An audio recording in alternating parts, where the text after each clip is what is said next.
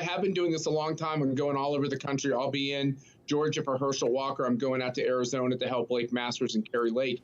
And, I feel like the American people have made up their mind. They've made up their mind that the Democratic Party just went too far left. They embraced all these radical policies. And I don't know, even the Democrats who are trying to separate themselves from Joe Biden, like Congresswoman Slotkin and others, it's a little too late. Joe Biden is the head of their party, and they all embrace these policies, and these policies really hurt people. And I think for suburban women, there's a lot of talk about suburban women and the Roe v. Wade decision. To me, when I talk to these suburban women voters, they're still really fired up about how their kids were treated when the schools were locked down and the churches were locked down. And there's a lot of hurt out there in the country. Kids are still suffering.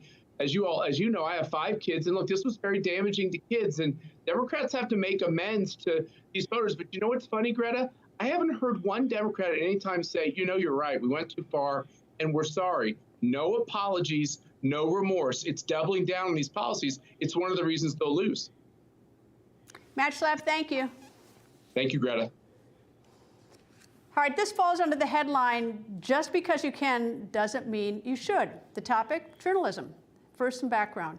Jennifer Ruth Green is a conservative African-American woman. She's running for Congress in Indiana on the Republican ticket in a district that has not elected a Republican in 92 years. She is the subject of a recent Politico profile in which appears to be factually correct. It reports Green growing up in a military family, going to the Air Force Academy, graduating in 2005 in a class of 919 students with only 15 black female students. It also reports her military career that includes her time in Iraq.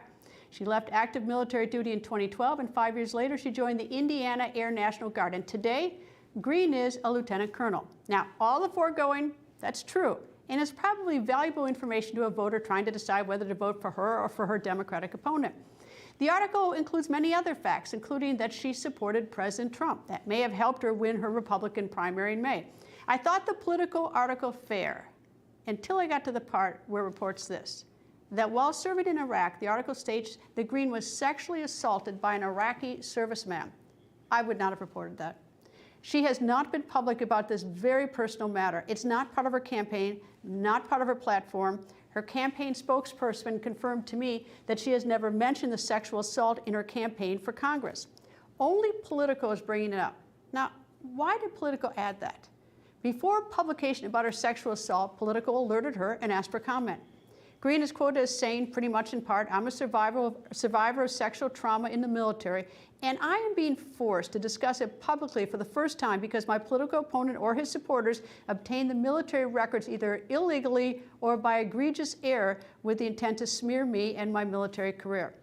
Green went on to say she reported the assault years ago to the military and did so against the advice of officials in her command at the time.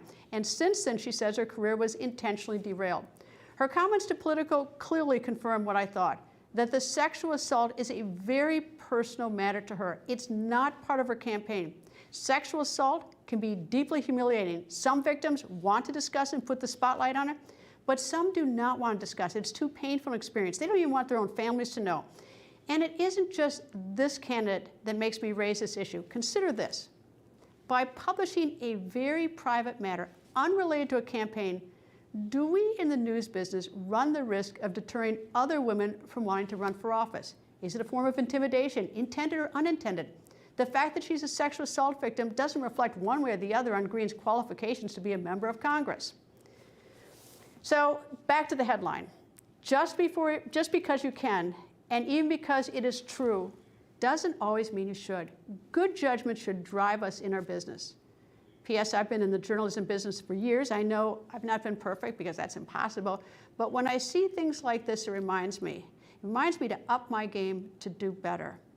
The record continues after this.